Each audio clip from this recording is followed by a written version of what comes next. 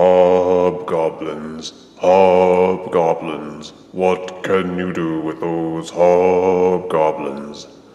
They're over here, they're over there. Those darn hobgoblins are everywhere. We now review the Marvel Spider-Man Legends series Evil Adversaries figure, the Hobgoblin. The Hobgoblin was introduced into the Spider-Man comic book universe in the early 1980s, with the Green Goblin character being supposedly dead. A different person wearing a retooled costume but using similar gear was brought in. And as goofy as the original Goblin costume looked, you can't really blame them for wanting something a little bit cooler. This box is standard for the Marvel Legends 6-inch figures, with the figure and accessories plainly visible through the plastic window, with character artwork on the sides and back, and a tantalizing tease of what the Build-A-Figure Venom figure would look like if you buy all of the figures in this set. In this case, the figures of the set are Ultimate Spider-Man, the Miles Morales version of Ultimate Spider-Man, Electro, Marianne, Ginger, and the Professor. But enough about them. Let us unbox the Hobgoblin figure and review it properly. And here is Hobgoblin out of box. The figure is an excellent representation of the comic book appearance. He has scaled bluish arms and legs set off with an orange tunic, cuffed boots and gloves, all of which are sculpted well with ripples and wrinkles galore. Ditto for the sinister hood. Hobgoblin also has his bag o' tricks slung under his shoulder with an artfully tattered cape. The color and sculpting make him look a lot like Deathstroke except for the head. The paint applications are neat and relatively clean, except in the places where it's intended to look dirtier, such as the cape.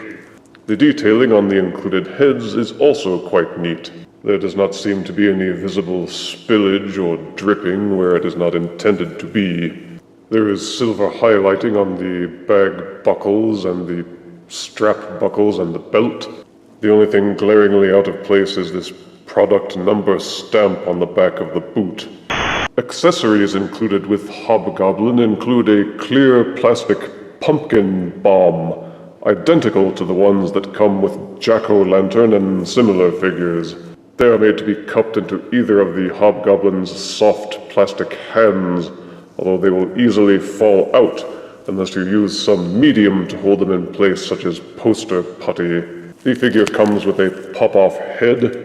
That never gets old. The head can be swapped out to make Hobgoblin look like his mid-90s reincarnation, the Demo-Goblin.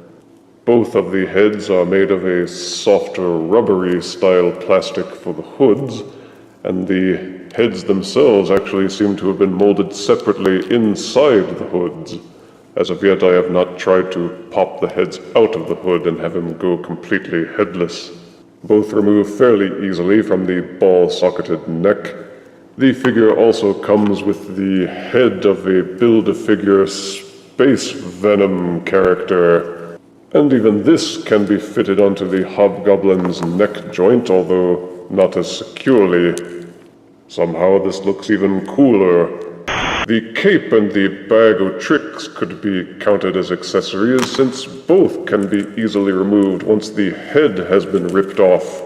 The belt is also a separate piece that has been molded on, although there does not seem to be any way of removing it.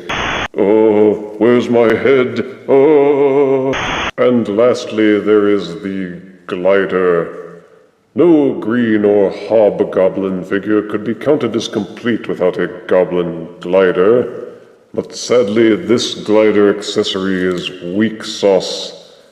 First of all, it is made of the same softer, more flexible, rubbery plastic as the heads, and so it bends easily, including the stirrups. That means care must be taken, otherwise tearing or breakage can happen there, or on the horns. Secondly, even though there are peg holes on the bottoms of Hobgoblin's feet, there are no pegs on the glider itself to plug them into. The only way to mount the figure to the glider is to hook these curly-Q boots through the stirrups and hope that Hobgoblin does not fall off. And lastly, as you can see, the glider is small. So small that the stirrups had to be placed on the ends of the wings, making it so that the figure always looks like it's about to slip off the back of the glider. This also makes it so that balancing the figure is a tricky business, with both of them prone to toppling over backwards.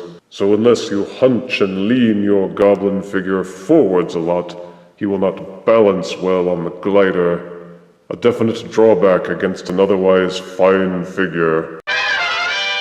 For articulation, the ball-socketed heads will spin 360 degrees in their socket and nod slightly back and forth, although the bunchy, rubbery cape will inhibit most of the head-related motion.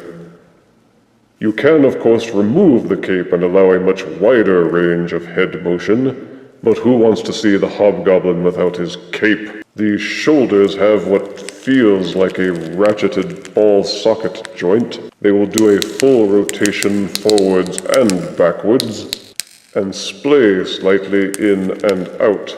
But due to the molding on the clavicles and the bulge of this ridged scaled triceps, it will not splay very much. There are upper bicep swivels on both arms, as well as double hinged elbows. The wrists are covered with a soft rubbery cuff for the gloves, and the hands themselves also feel like soft plastic. They will rotate 360 degrees in their sockets and tilt up and down on a hinge joint. Extreme care should be taken with the wrists, however, for breakage is most likely to occur with these joints with repeated rough usage. The upper body is hinged for an approximate 40-degree tilt forwards and backwards, allowing you to hunch the Hobgoblin over his glider. There is a peg hole on the Hobgoblin's back, although I have no idea what that might be for. The waist will do a full 360-degree rotation, and there are ball-socketed hips which allow the legs to rotate forwards, backwards, in and out, although the butt plastic will also inhibit much of that motion. There are upper thigh rotations which feel a bit stiff. There is also the standard Legends double-jointed knee. The boots may look like softer plastic, but they are not. They will rotate at the mid-shin, and the funky Aladdin boots will tilt backwards and forwards on a hinge joint, and also tilt from side to side, allowing you to pose the goblin on his teeny dinky glider. For size comparison, here is Legends Hobgoblin next to Legends Spider-Gwen. Here is Legends Hobgoblin next to the Hero Masher's Green Goblin. And here is Legends Hobgoblin next to Spectacular Spider-Man's Spider-Man. You see, this is more like it.